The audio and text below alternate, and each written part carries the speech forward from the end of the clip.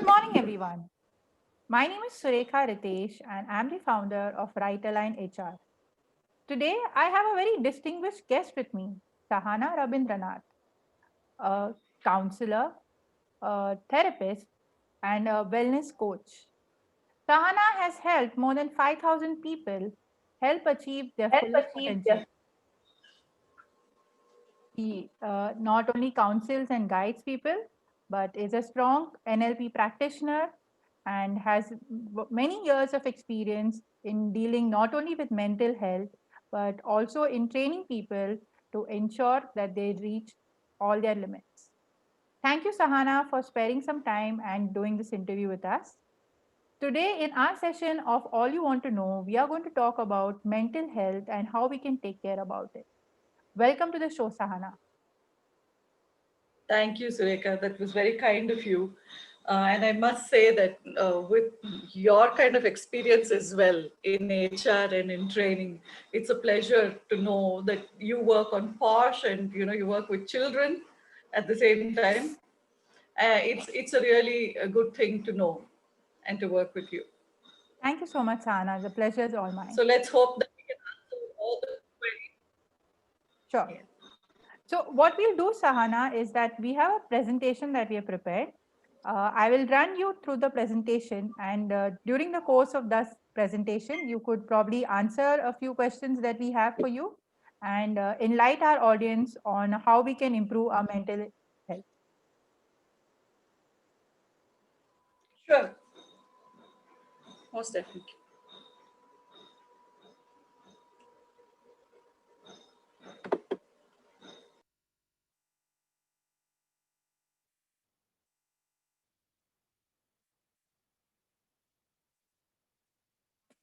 So here we are on our first edition of All You Want to Know.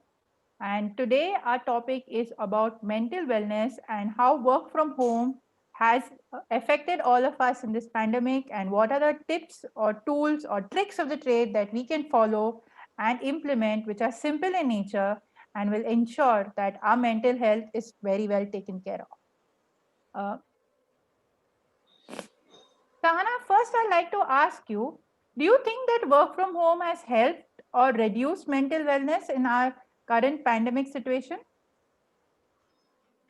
Well, I think it's a mixed reaction actually. Initially, people were very happy to be at home, Hmm? and it was like an ease from not going to work, not going through the same routine. It was a complete change. So, and you know how the pandemic took up everything, like right from social media to what was happening in our daily lives. Everything had changed.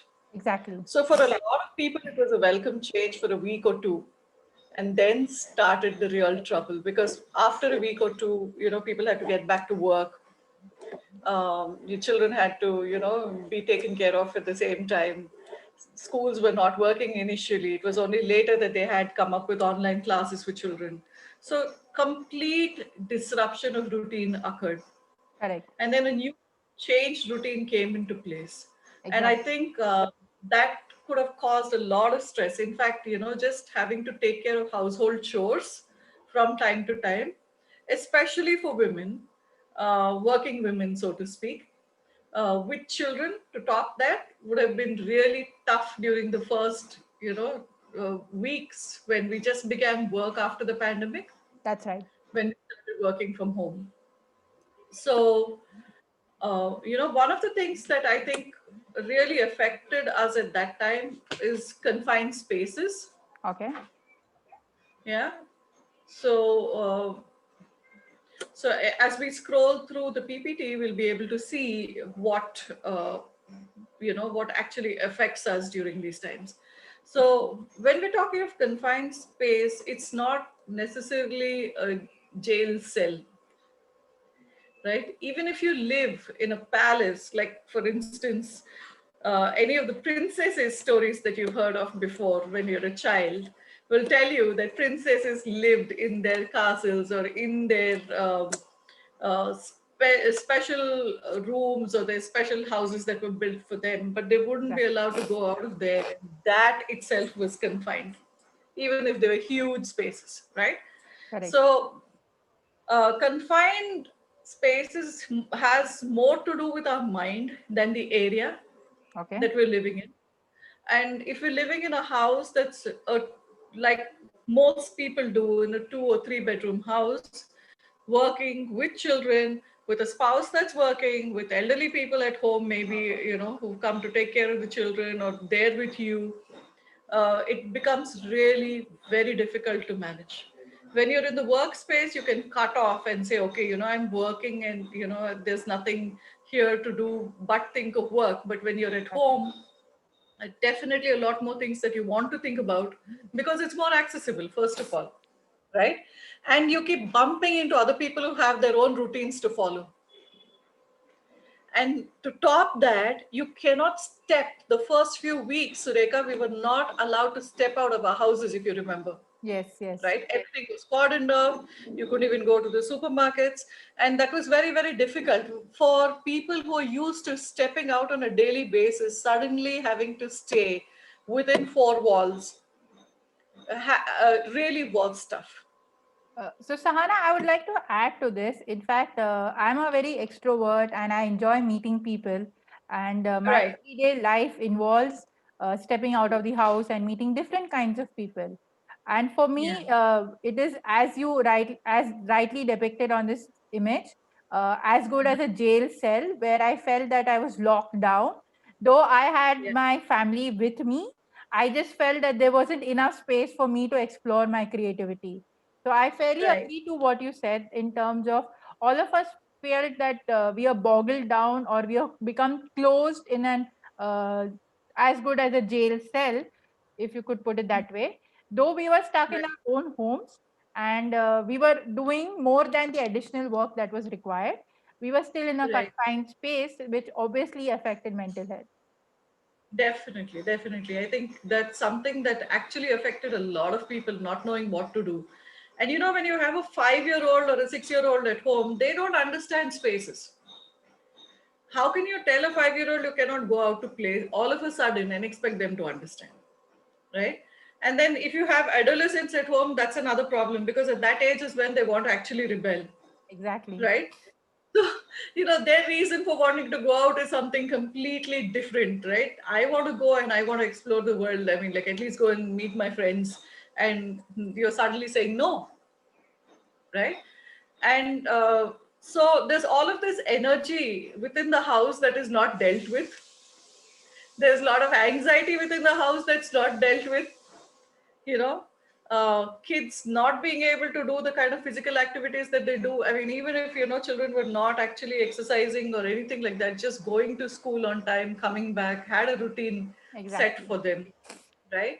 And now you're bumping into people who want to do different things at different points in time. So you must have seen there were so many of these videos that went viral that mom or dad are working from one space in the house, and suddenly you find a kid popping from behind and throwing a basketball on the father's head or something like that, right? It's unintentional, but it disturbs something that's going on, right? Yeah, so I must say that I've been privileged that since we live in a 3 BHK and there are only three of us within the family at home, each of us has our own space to do our work. But Right. that is just about being privileged to do that. In Yes. cities like Mumbai, where you have 6 or 8 people staying in a 1 BHK house, having a confined office space or dedicated area where you could sit and work on your laptop becomes fairly difficult. And that's where Yes. I think the mental balancing of understanding how to deal with different spaces, your management of time, as well as your Yes. work life balance comes into play. Yes. Absolutely. So Sahana, continuing from your conversation that we had about confined spaces, do you think expectations from work have also increased because people feel that they don't spend time on travel and they're at home and so they should be available for more number of hours? Right. So you're aware that we do a lot of coaching, Surekha, at Switch now. We've worked with a lot of people online during this time, and there have been so many, especially women. I feel there have been at least 3 or 4 women that I coached during the pandemic online, who held pretty good high positions, right? And for them, it and sometimes marketing, e-commerce kind of positions which managing an e-commerce business, let's say, for instance, they don't have boundaries of time, right? uh, it's become really very difficult because people are expecting that. First of all, I think a lot of suspicion arises. If you're sitting at home, are you really working? Which I think is a little unfair. But we also know that a lot of people who would, you know, kind of cross that line personally also. Okay, I'm at home, so let me take it easy, right? So I do understand from a manager's perspective that they need to watch out for people. But the problem is that scrutiny becomes even higher when you're working from home. Yeah. So while there are online tools to be able to track time, everybody knows how to beat it. Kids themselves beat Zoom meetings with their teachers. So I think we have to find a balance. If our managers are able to trust us, if we're able to create and manage that trust, then I think it should be easier to handle a situation like this. But yes, because work went down for a long time, no work was actually happening. Even people in managerial positions would have had the kind of pressure to get things done, to kind of manage the backlog that they had at work. Correct. And to top that, people are not present in front of them. The workforce is not present in front of them. Suspicion on of whether they're able to do it or not able to do it. And then when you're at home, a lot of times the internet connectivity is not great. So there are multiple challenges that we've had during the lockdown time, right?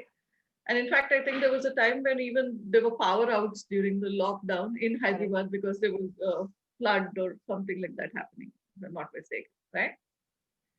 So So with all of this, I yeah, go ahead. totally agree with what you're saying, Sahana. In fact, I feel that managers have started feeling that since they're working from home and they don't have any other uh, home related course that they need to do because they're physically available for family. So it's okay if we bog them out with extra amount of work or expect them to even work from the normal more than the normal 9 hours of work. And I also Right. see that there are lots of employees who are able to do this good balance of Mhm. dedicating time for family and dedicating time for work. But as we started the discussion, we mentioned that it's all about effective time management and work life balance, which is not possible for everyone to achieve at the right momentum. So getting Right. that right spirit is also difficult. And it's not only to do with work life balance, it's also to do with your space, your surrounding, your family, and how supportive people are and how serious they think that your requirement is as well. So I think there are lots of factors, as you said, which make a Yeah. difference in terms of, managers having high expectations. Right. Speaking of which, Surekha, I wanted to ask you if you remember, we had a very brief conversation about women working online from home. And because of your, before we get to, house chores, we were talking about at one point in time that, women are having difficulty, especially because you're a posh trainer. You were mentioning specifically that, there were issues that women were facing due to working from home and using the camera and things like that. Would you like Exactly. to say a couple of things about that? Yeah, for sure. So actually, the number of sexual harassment cases have increased during the pandemic. Very Mhm. ironically, we would say that the workplace is no longer the physical location and it's right at home. So why would you want cases to increase, or how is there a splurge in it? But the Right. main reason that has been seen behind this is that managers, as you said, they don't have trust and faith in their employees and ask them to switch on cameras when not required, schedule meetings at unearthly hours, have deadlines scheduled at untimely hours, and the expectation, especially from the women workforce, is very high. And this has led to a lot of women complaining about it because of more awareness rather than lack of awareness. People are aware that there is something which is meant for their safety. So more women are even coming out and complaining about it, and a lot of times it's been seen that it is the managers way of conducting the entire team, which is responsible in women fixing such issues. I see. Okay. Yeah, thanks for talking about that because I think it's a very, very important thing for people to know. Luckily, you and I are supported by men who really are concerned, right? And That's actually right. take good care of us. But there are a lot of women out there who go through difficulties, especially harassment of some kind, Yes. sometimes sexual, sometimes mental, and they should know that they have a window. Maybe they can contact you, right? Yeah. Yes, they definitely can reach out. And in fact, not only workplace sexual harassment, workplace harassment and domestic harassment also on women is on a rise because people don't know how to manage their emotions.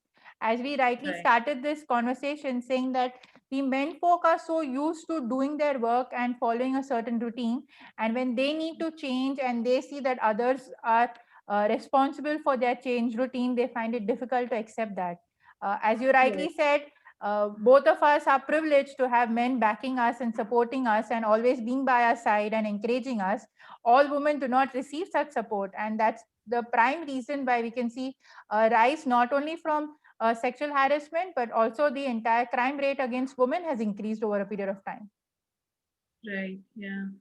And so, yeah, like along with this, women are having to do more work at home. Exactly. More people at home means that there's more work at home because the first tendency is let's eat a little more and let's eat different things. You've seen so many people tried out good food during the pandemic, and everybody was so keen on either studying new stuff or learning new dishes to cook and things like that. The thing is that when there are more people at home and there's no schedule, it's also that the chores at home increase tremendously. Now, for a working woman who's used to having house help, I think all of a sudden not having house help and having to do that work is backbreaking because you're not used to it. Exactly. There are some women whom I totally admire who just wake up in the morning, finish all the physical work in the house, get ready, get to work using public transport, you know, and actually work a full 9 hour shift and get back home and then do things that are necessary, to make sure that the next day's food and things are prepped and the home is kept tidy and things like that, right? That's right. Now, the difficult part is for the women who actually had help. And I think getting physically stressed out is one of the major causes for agitation. So when you are actually tired, that's when people actually start snapping at each other, so to speak, right? And that builds mental pressure. You don't understand me anymore, right? So then what happens is that already you're in this confined space and you're exposed to molecules within a confined space that are hitting each other. And all of a sudden, there are more parameters that increase the pressure that are added to that, right? There's more housework to do. There's more physical work to do. There's more, planning to do because, the people were hoarding stuff at that time because things may not have been available.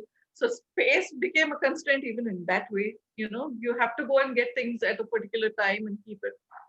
And not having, for women who exercise and have, a little bit of physical strength, it would have probably been a little easier to do house chores, but we need to understand that exercising is actually strengthening a very different set of muscles than when you're actually doing house chores. Yeah.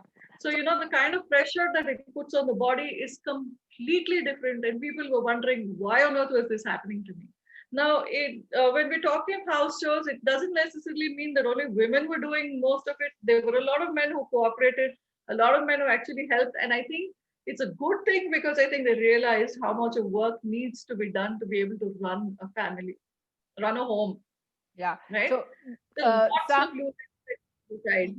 Yeah, so I totally agree to what you're saying, Sahana. In fact, a lot of the men folk, especially in India, where we come from a culture that, usually woman of the house takes care or is responsible for running of the house. Men have come forward and realized the need to help their spouse who's also working. And so many times, even if she has been a housewife all her life, realize the responsibility or the amount of effort it takes in doing every work, and if not contribute, at least appreciate her efforts. I think that has been a big change that we can see that has happened in India.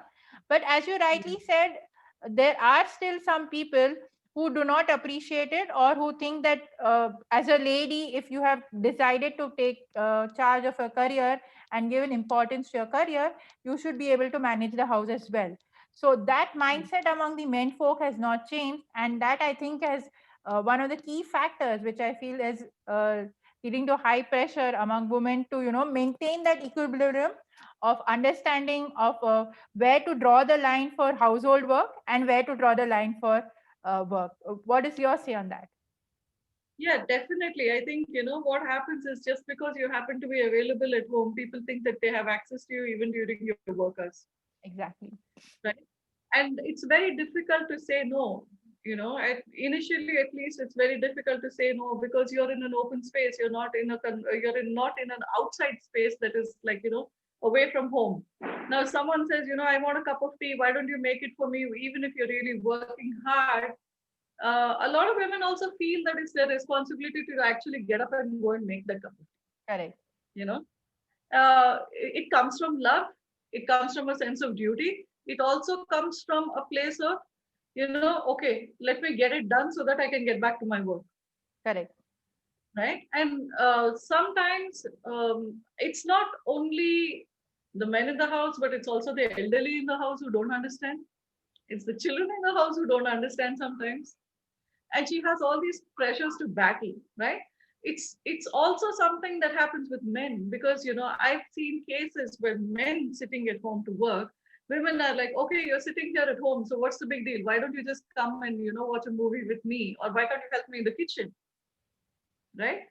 So the time that's actually meant for you to complete your housework, your household chores, and time that's actually meant for you to do your work is not clearly demarcated and keeps falling. It's kind of getting changed intermittently. It makes it very, very difficult for one to manage.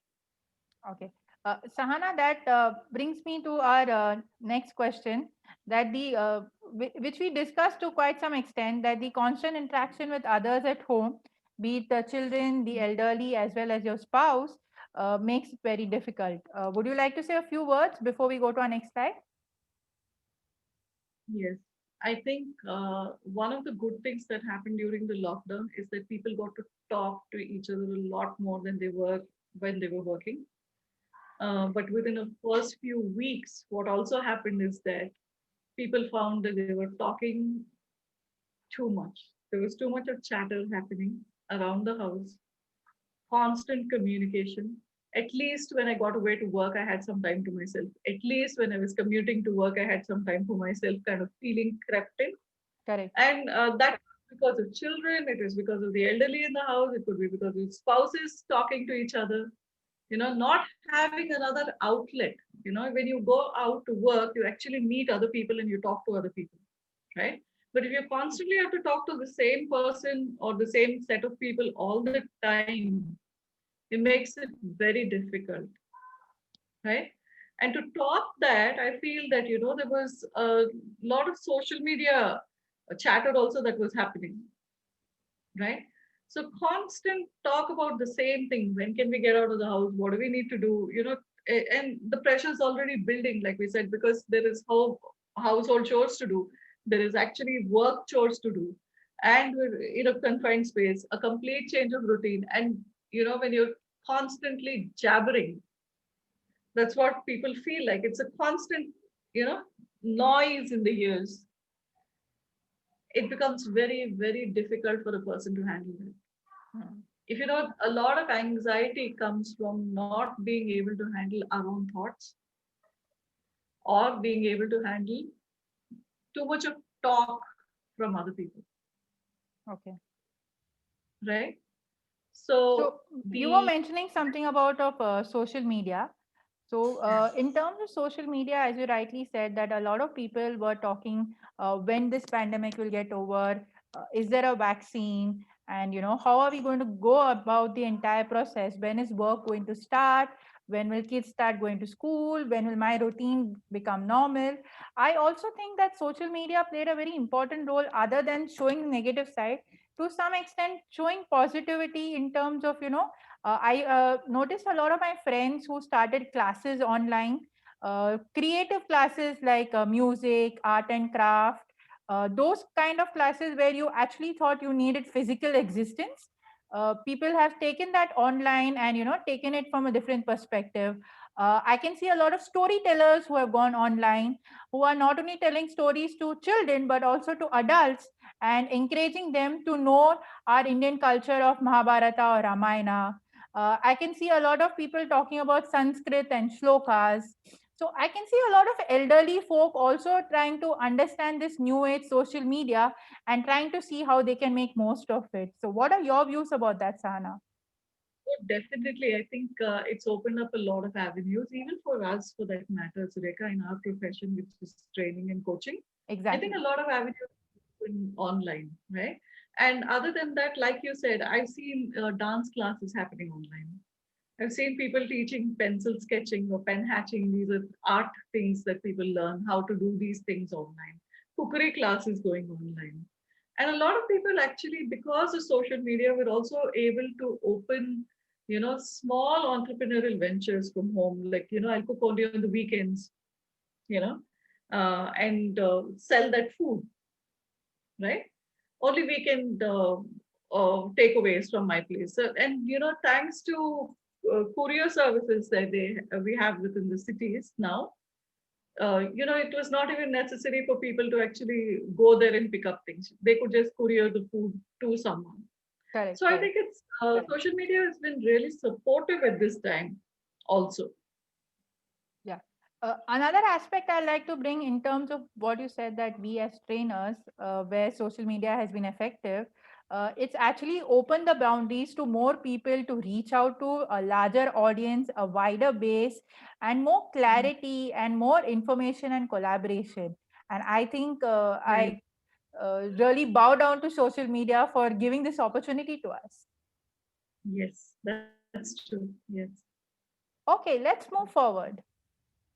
We were talking about routines and how it affects not only the workforce or the husband and wife who are working, but it also the lack of routine or the disruption in the routine, how it has affected the adults as well as kids. Could you share your thoughts on that?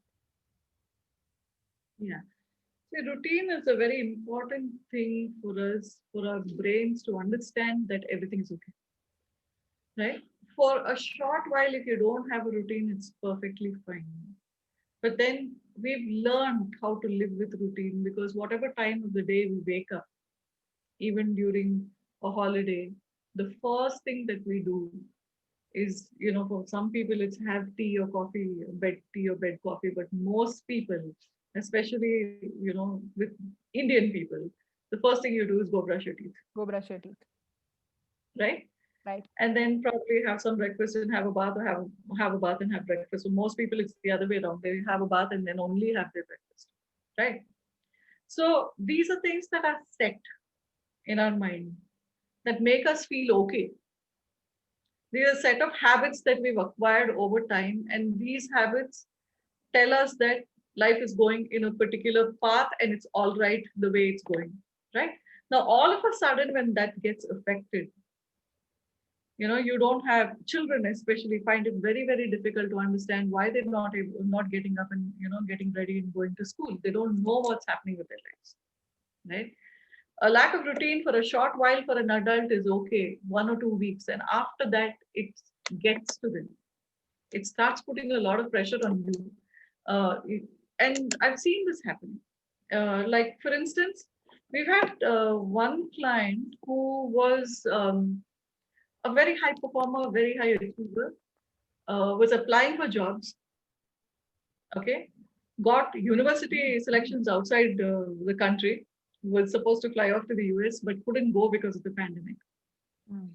Uh, couldn't deal with not having to actually either study or work, couldn't deal with not being able to go out for a jog. So started doing a very high performance routine at home to lose weight, right?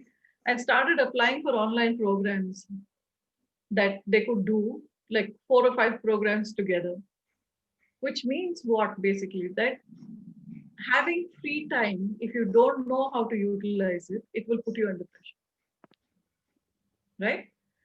Now, for a child, when they know that, okay, this is the time you wake up, this is the time you go to bed, which is very, very important. Suddenly, during the lockdown, children were going to sleep at midnight. And what was the most easily accessible source of entertainment for them? Their tabs or their parents' phones, right? And these things keep us awake. They tend to keep us awake. And a lot of adults also couldn't sleep well because you don't know what's happening. There were financial pressures building on one side, there were work pressures building on the other side. And if you finish your work at 9 o'clock or 10 o'clock, you just can't say, all right, I'll have my dinner and I'll go to sleep immediately, right? Your mind takes some time to calm down. So you're sleeping close to midnight, and then when you wake up in the morning, you wake up all groggy, or you wake up late, right? And that kind of affects how the rest of your day goes. So if you have a set time to go to bed and a set time to wake up, that itself takes care of half of your routine, right? And of course, during this time, food habits were affected. Time-wise, I'm talking about, let alone the fact that a lot of us were experimenting, including myself, were experimenting new foods and things like that. But it's also very, very important to know that we would wake up late probably and eat late, and then not know what to do with the rest of our day, then again eat in the evening, and then go to sleep late, you know, and it confuses the mind as to what is happening. For some time, it feels like a holiday. Mm. But if you were to be left on a lonely island, which you thought was really good for you for a while, post 2 weeks, you'll go crazy because there's nothing to do that you're used to doing, right? Mm. Similarly, when you have a certain way of functioning, if that way of functioning is taken away from you and you don't know what to look forward to the next day, it Mm. can actually drive you crazy. Mm. More so with children. And That was all the more they cannot go out and meet their friends. They cannot do the physical activities that they, would have been involved with. correct. Like, in school they had PT, they would have sports classes, they'll have music classes. There's so many activities that children are given these days, right? So all of that is suddenly taken away. It's not easy for a child to deal with that. Neither is it for an adult. Yeah, I totally agree with you, Sahana. In terms of understanding, as a working professional myself, and learning the routine. In fact, I have changed my routine and my timings, say around 3 to 4 times in the last 8 months, just to see what fixed a bit, and what helps me manage my time more effectively. And I can say in the Yeah. last 1 month, probably I have finalized that this is the routine that really helps me out to spare time for myself as well as family. So it has taken time even for me as an adult, knowing all these concepts to figure out an exact routine. So thank you for sharing with us the impact that it would have on kids as well. Moving further, do you think that work from home is here to stay? I hear a lot of companies saying that they want 70% of their workforce still to continue working from home, not only till 2021 but probably till 2022 or 2023. Why do you think companies are making this drastic step, and how is it that we should deal with it? For one, I think it's the costs involved, the commute costs, the infrastructure costs, the availability of people, the effectiveness that, sometimes if it's managed well, the effectiveness of work can be actually managed, right? And at the same cost that you're actually hiring one person per the CTC that you have for a person can probably be distributed to two across two people now Okay. with lower infrastructure costs. Other than that, I think it's also the one thing that has happened is it's opened the space for globally hiring anybody. You don't need to be at the same place. You don't need to be in the same city. You can be anywhere. You can be in another country for all I care. But you just need to sign in at the time that I require you to work, and you can work from there. Exactly. So I think that way, I think it's been advantages to companies, Okay. and that's probably the reason why they're saying this. Apart from which, I think it's also very, very important for them to be able to manage the pandemic and ensure that if masses of people walking into a building actually get affected, Mm. it poses a much bigger problem for all of us. So if, like, if there are at one time, at one shift, like if there are about 300 to 500 people going into a building and coming out at different floors, even if one person is affected and they're in a lift that holds about 10 or 15 people, we don't know what's going to happen. Correct. It is very difficult, right? So I think it's a very wise thing for them to do, to not invite people to the workspace. Okay. It is a much better thing to do. Okay. What do you think? Yes, I do agree with your opinion that from a safety and health parameter, it is important to maintain the social distancing for a longer duration, just to ensure that even if there is 1% possibility, we are safely and covered. But getting used to this work from home and having to do it for a more long term duration, I feel that it will have a lot of repercussions on mental health as well as physical fitness. So I'm really concerned about that aspect. Yes, that is true. That is very, very true. It will eventually affect people very badly if they do not learn how to manage their time, if they do not take out time for physical exercise, if they do not take out time for themselves, because you have always cooped inside the house, doing house chores and then sitting and working. And you work long hours, and there's no one that you're interacting with except for, we very easily fall into this space where we don't need to go out and meet people these days, Hmm. because we think we can communicate with them on WhatsApp, or we can communicate with them on Facebook, or you can do a Zoom call and all your friends meet. It's really not the same as going out and meeting people, talking to Exactly. people, being with people. And that is, unfortunately, at this time, we can't do it in large groups, right? And I don't think that kind of a social gathering makes much sense also. When you have 50 people or 100 people together, you're really not actually spending time with anyone. It's just a, very superficial interaction that you have at that time. You're very happy to be around that many people, but really having meaningful relationships where you go and sit down and talk to people about what's happening with your life, what's happening with their life, spending time to understand what new things they've learned, spending time to talk about what you would like to do in the future, having good friends that you can actually meet and spend time with. I think it's extremely important for our mental health. The one thing that people miss and they don't understand is that when you're not connected to people, the amount of insecurity that you go through is so high that you start suffering from anxiety, and you really do not know how to deal with it after a point in time. I think it's extremely, extremely important for people to make the time to go out and meet people and to do physical exercise, because and get some sunlight definitely, which I see, a lot of people you look at these days, people who work in AC environments mostly have very, very D3, low D3 levels, That's you right. know, and that itself can contribute to depression, let Have you alone anything else. Having low D3 levels itself can contribute to depression. Our elders were not fools when they said, go out in the sun for some time, you will feel better, right? Ye- Yeah, Sahana, I really liked and appreciated what you said. In fact, a lot of people who are hooked to going to a gym, and where now, some societies have opened up their gyms, but some have not. And those who have also, people find it risky to going to the gym for a particular duration, thinking that it's also a social place and, whether social distancing will be maintained.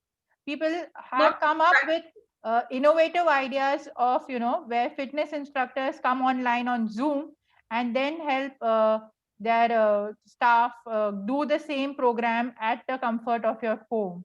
So I think if there is a will, there is always a way, and people need to realize the importance of being physically fit, which will help you being mentally active.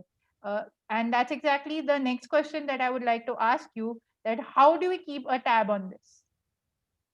right. So while you were mentioning about gyms, I thought it's very important to say, please avoid going to a gym if you can, because that's a place where, people sweat, and, when you're walking or you're talking, this if you're in the space, then always there is some sputum that is around the space. So it's Exactly. better to. So if you can go out for long walks, or you can go out and do physical exercises in parks that are open now, that's a good place to be. Otherwise, use your home to do that, or your terrace, right? Um, I think it's very, very important to keep a tab on our mental and physical well-being. There are small checks that we can do to do that. Okay. One is we need to maintain. I think the simplest way to do that is to maintain a diary about what you're doing from day to day to Okay. take care of your health, Okay. right? It Hmm. need not be anything large. You don't need a book to sit down and write.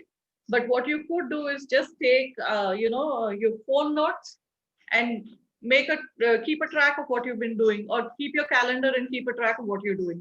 Hmm. Right? I think it's very, very important for us to be able to do that. Okay. Now, mentally, what we definitely need is breaks from people around us, that is from our own family. We need to Okay. have at least 20 minutes away from them in a day, Okay. minimum. Okay. I would say you need to do that at least 3 or 4 times if the work pressure and the home pressure is high, the pressure around being with people. But at least 20 minutes a day, some quiet time for yourself, even if you can't go too far.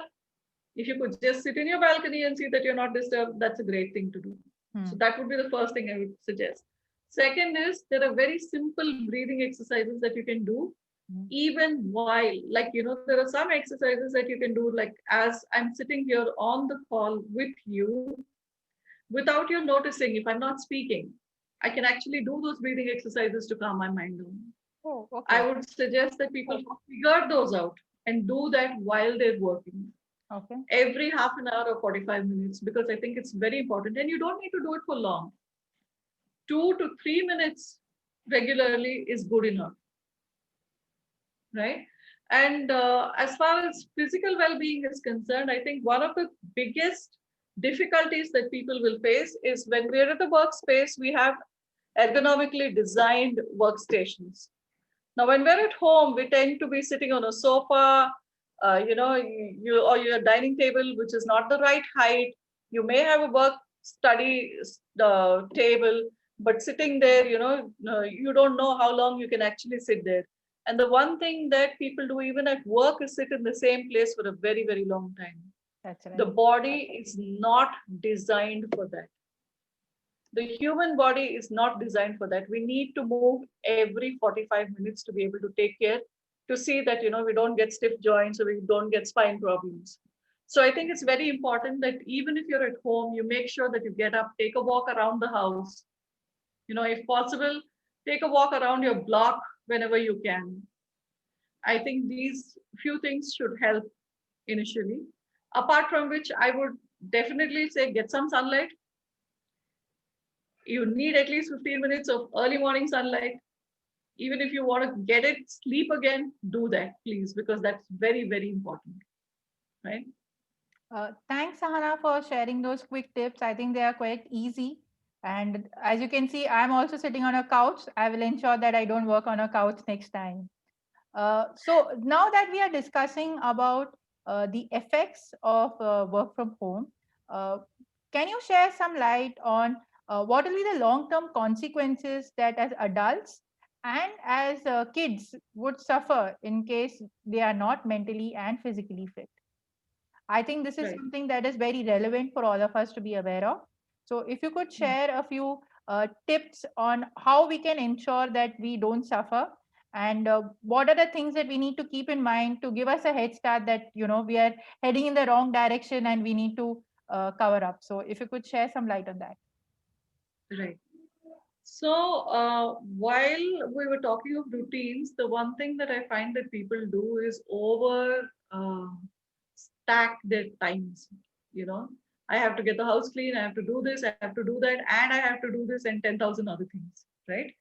We need to understand that our physical bodies are not capable of doing that much. And we need to find a time when we can say, okay, I can allocate this much time for this. So if you think that a chore will take you 20 minutes, in your actual planning, I think you should give it 40 minutes so that you can do it slowly and you can do it at a pace that doesn't hurt your body or your mind, Okay. right? Otherwise, we're always rushing. And just that need to rush can destroy us, can get us so anxious that people have problems with blood pressure rising. People have problems with not being able to keep their mind calm just by um, overfilling their schedules, Hmm. right? So anything that you want to do, I would say that if you think you'll take 20 minutes to do it, give it at least twice or three times the time and say, okay, if this is how much time I would take, then how many other things can I do? And how can I prioritize to see that everything doesn't need to be done every day. Hmm. One of the things that I've learned is that when, uh, I had house help before the pandemic started, the house had to be swept, it had to be mopped, and there was a regular routine in which things were happening, right? Clothes had to be thrown for a wash every day. Now, when I was doing it myself, I realized that the world is not going to come crashing down. The sky is not going to fall if I don't mop once in 2 days, right? And I think it's important for us to realize what is important at that time. It's very nice to think that everything is well oiled and works, functions beautifully. If we have help, it's perfectly all right to have these things going at that pace. But if we're doing it ourselves, I think it's very, very important to see that, you know, what am I physically capable of doing? And what is going to put pressure on me mentally if I take it up? What is going to put pressure on me physically to take it up? Now, okay, if you have a little extra housework to do or a little extra office work to do, sorry, then it doesn't matter if your house is untidy for a short bit. Nobody's going to come and peer into your house and judge you for the way you're living. And Exactly. if they do, that's their problem, not yours, right? So I think what happens is that we're always like, oh my god, I got to keep this way, this has to be done this way, this has to be done this way, and we put a lot of pressure on ourselves. I think the one thing that we must learn from the pandemic is that if routines are disrupted, if change has happened, handle the change in such a way that it doesn't affect you too much. Change will definitely cause some kind of an effect on us. We need to make sure that it doesn't put mental pressure on us or physical pressure on us. I think that's the first thing that I would suggest. Secondly, I think if you do not take care of your mental state by understanding, when people are always at home, there is a higher chance for miscommunication as there is a chance for communication, right? So from time to time, because of the pressures that other people are going through, all the pressure that you're going through, there can be a long stretched period where people are actually uncomfortable communicating with each other. In which case, learn to take a break, walk away from there for some time, go do something else that makes you happy, so that you're not all the time in a crappy mood, right? Um, and as far as uh, the reason why I'm saying this is we've known that during the pandemic time, there are a lot of people who initially felt that life is going great, but then they actually said that we've discovered the true colors of our partners and we want to be divorced. More so in the West. More so in the West. In our country, it's not so prevalent, but outside it is, right? A lot of people went through financial pressures because of this. And because of the financial pressures, it came to like, you don't care about me anymore, so I'm leaving the house, or I'll go away to my parents' house. Or, this is absolutely not necessary if we know what our priorities are and what we really want to do. If we can handle those better, I think we'll be in a better place. So far, I've spoken about the mental wellness part. I would also like to talk about the physical part now. If we do not take care of our body is not going to support us for very long. I've seen very young people suffering from spine problems, suffering from BP problems at hardly 25, 26. Sometimes it's correlated with the mental stress that they go through. Sometimes it's purely because of the way they live, their lifestyle, what time they eat, what time they sleep, how much they drink, how much they smoke. And I'm not judging anyone here by saying how much you drink or you smoke, but there is a limit your own body has, and you need to understand that limit, right?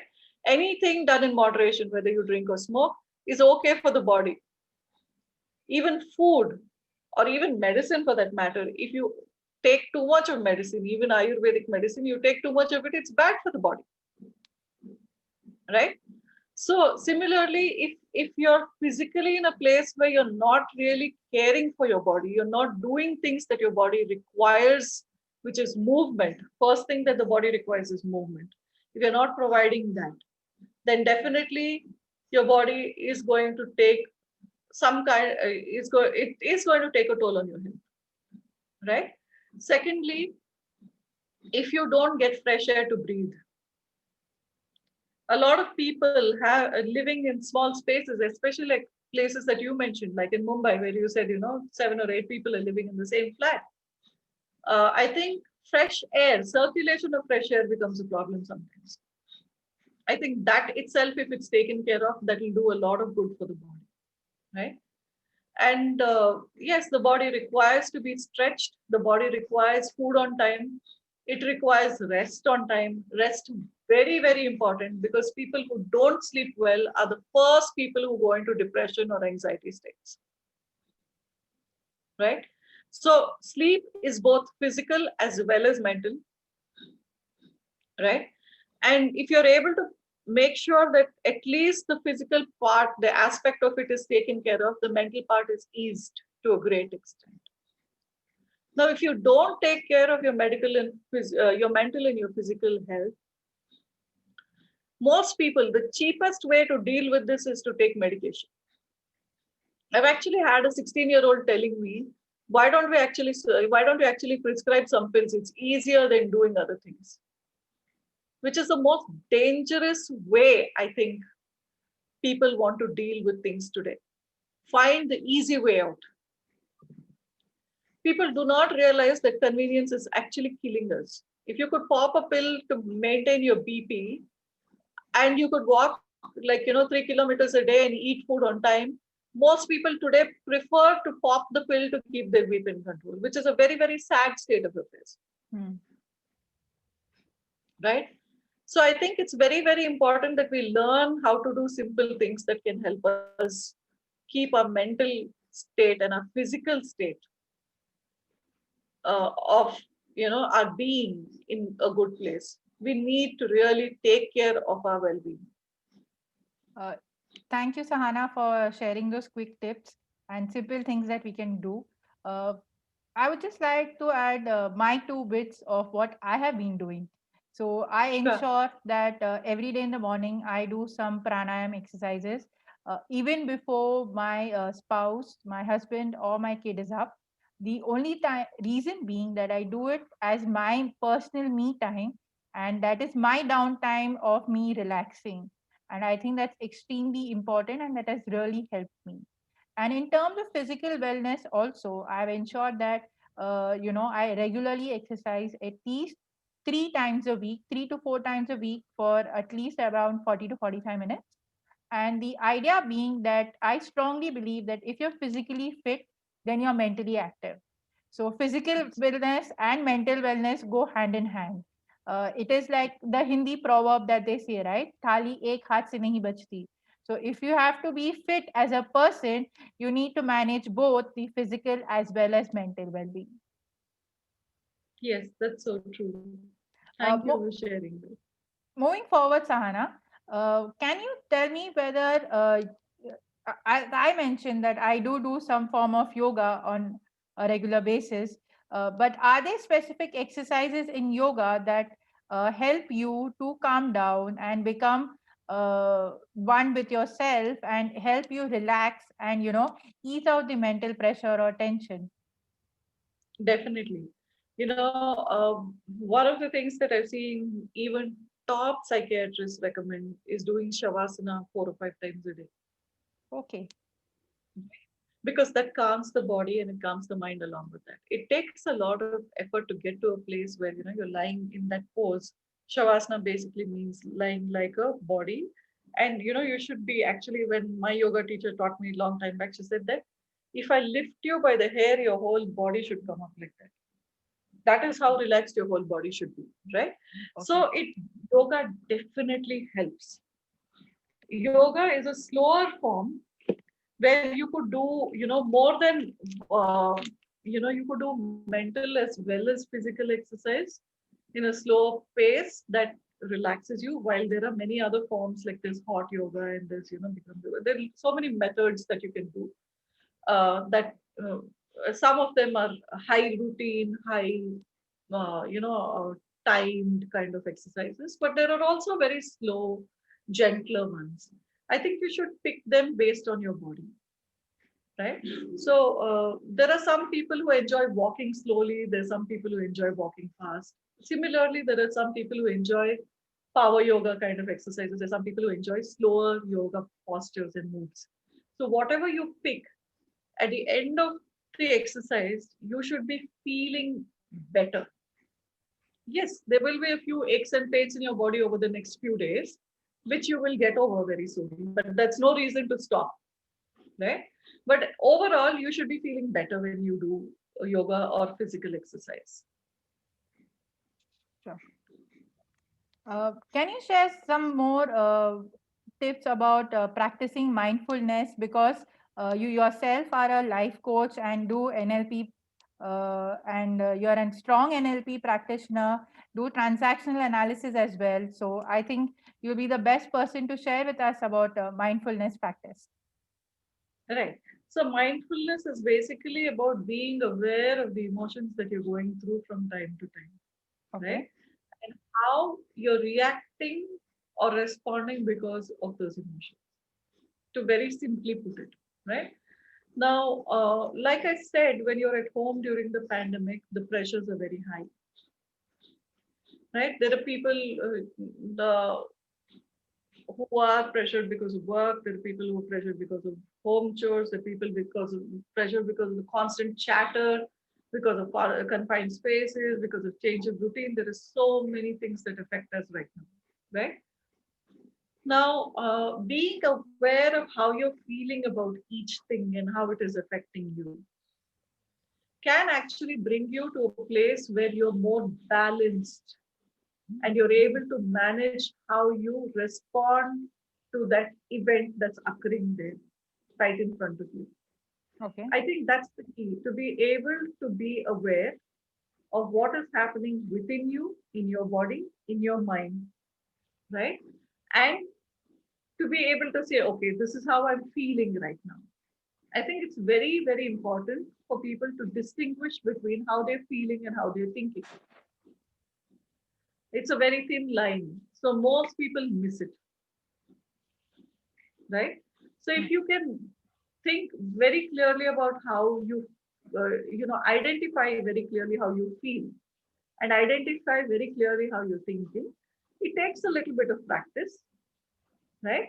Then, like you see, all the clutter in your mind gets slowly dissolved. It just clears away by itself. and you become more aware of what you're doing and why you're doing it.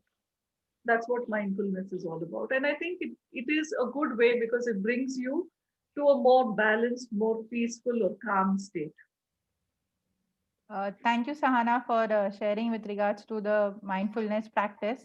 I'm sure if all of us take some time and read more about it and start practicing it, we will definitely become more calm, and that will definitely help us become mentally strong as well. Moving forward, can you share some tips on meditation as well? Yeah. Meditation is another practice where people, do either breathing exercises or just focus on their mind, the thoughts in their mind, to bring their attention or bring themselves to a single point of focus, right? The point of doing that is you focus on one thing so that the other things just disappear from your purview, right? Now, meditation is something that a lot of people like to do. Sometimes people do it with music, sometimes people do it without music, sometimes people do it, with audios going on in the back that are guiding them about how to do breathing exercises while doing this. Whatever works for you. If meditation works for you, I think it's a very good way to actually calm your mind. You take some time for yourself. You could, you could meditate on something, on a particular goal. Maybe sometimes your goal could be to just calm your mind down. You could actually spend time with yourself, just allowing yourself to feel the wind in your face, or to just listen to the chirping of the birds if you can from your balcony, or however it works for you, as long as the result of it is that it calms your mind down completely. Yeah, Sahana, really well said. In fact, I do meditate using some audio recording once in a while. And whenever I have done that, post the meditation, you really feel relaxed, and it calms you down and it helps you focus more clearly on what you want to achieve. So I totally agree with you that all of us should take some time out and probably do this meditation routine, not for like 30-40 minutes, but at least for 5 to 10 minutes in a day. And that would definitely help people plan and prioritize. And one more thing I'd like to add is that there, as you mentioned, there are different forms of meditation. So one very important form of meditation is being goal focused. So people focus on a particular goal and then meditate. So that actually helps them even in their workplace later post a meditation to be sure on what are the things that they need to do. So they can Right. look at meditation as actually a two-edged sword by which they can meditate and calm their mind, and as well as prepare themselves for the work ahead. Right, absolutely. And like you said, I think what you mentioned is something really important. This doesn't have to run into hours. It doesn't have to run into half an hour either. If you can get 5 to 10 minutes for yourself, initially your mind may not become calm, but sitting down at the same time, 5 to 10 minutes every day, finally your mind will get calm and concealed. I think that's more important. I think the big thing about routine is that people, are scared about how much of time they can invest in it. And it really doesn't require that much time. Being a therapist yourself, Sahana, how do you think that therapy can help in terms of solving this problem of mental illness? Instead of being mentally well and mentally strong, I see a lot of people saying that they have mental illness, and they're really scared to even talk about it and forget going for therapy about the same. So, can you share some light regarding that? Sure. First, I'd like to say that, there is this conception that people have about therapy that it's only for people who are having problems. That's not true either. Okay. Therapy can be done for simple things like, we have children, school children who are having difficulties studying, who come to us just because they're not able to concentrate. Everything is fine. The home environment is fine, the school environment is fine, but they just don't know how to study, right? They're not able to concentrate. So, or they don't know how to draw a schedule up for themselves. It could be anything from that to high anxiety, very, very high anxiety, very, very high pressure that people are facing. It could be any of these things that you do therapy for, right? Okay. So it could be used as a tool for mental wellness as well as to uh, prevent or care for mental illness, right? Therapy uh, works very, very well because when we're doing therapy, there are different formats that are used. One is, you could use something called CBT, which is cognitive behavioral therapy, where you're actually talking about clearly understanding how a person thinks, how a person feels, and how they're acting and responding, and how correspondingly their behavior can be changed or adapted, right? There are other forms where you work directly with this subconscious mind, which could be, hypnosis, could be NLP, where you begin to tackle what's happening beneath the conscious layer of the mind so that a certain behavior changes. So let's say someone gets anxious very, very easily, right? The difficulty there is that they're not able to control how fast their mind is running, or they're not able to control the intensity of the thoughts that are coming into their head, Okay. right? And that is what causes them a lot of pain, right? Some people have very rapidly changing thoughts. Oh, if I do this, what next? What will happen next? What will happen next? Right? And they think too much into the future or too Okay. much into the past, right? Some people have one thought like, oh my God, my leg is hurting. Two, this is what is happening to my muscles right now. Maybe I have muscular dystrophy. Like, going even deeper, more intense into that problem, causing them more problems. Both are forms of anxiety, and these can be dealt with very, very easily by changing how a person thinks or feels subconsciously. Okay. Okay? So, while there is one form of therapy where you can work directly with the conscious or the cognitive mind, which is CBT, there's also another form where you can actually work with the subconscious mind, and both are effective. While I prefer to work with the subconscious mind because I think a lot of problems get solved much faster, much more easily by dealing with the subconscious mind directly.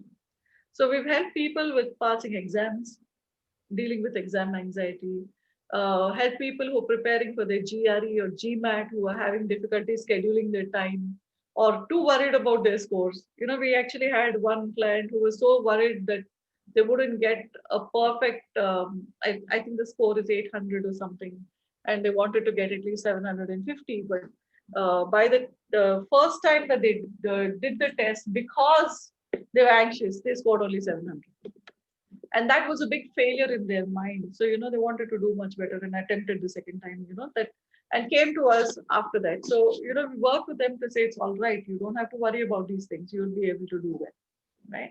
And got them to do that.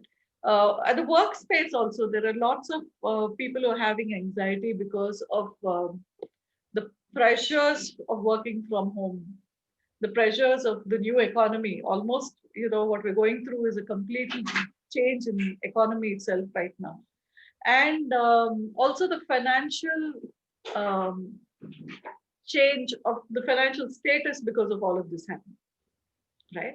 So, there are a lot of people who are so dependent on the salary that would come in.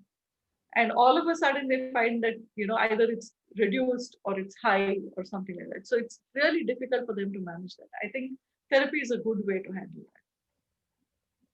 that. Okay. So now we come to the most, I think, attractive question that most audiences would want to know, that how do we prepare ourselves for self or do some self-care to prevent corona, and what are the things that we need to do, and especially keeping children in perspective? So yeah, I think it's very important to even now let children know that they shouldn't go out without a mask. They need to use disinfectants because a lot of people are asymptomatic still. There are That's right. still cases that we're hearing about. There are still, I think the biggest danger that we face as a society is that we're like, okay, let's see if if we've sat at home for 8 months. So what will happen if I go out now? It didn't affect me so long. So maybe it's not going to affect me at all. Please don't be careless because you could put your entire family in jeopardy. And Exactly. don't allow your children to go out and expose themselves to this because it's very, very important that, at a time like this, that they are protected. They will not realize the importance of it. We need to teach them that this is really important and that they really need to care for themselves.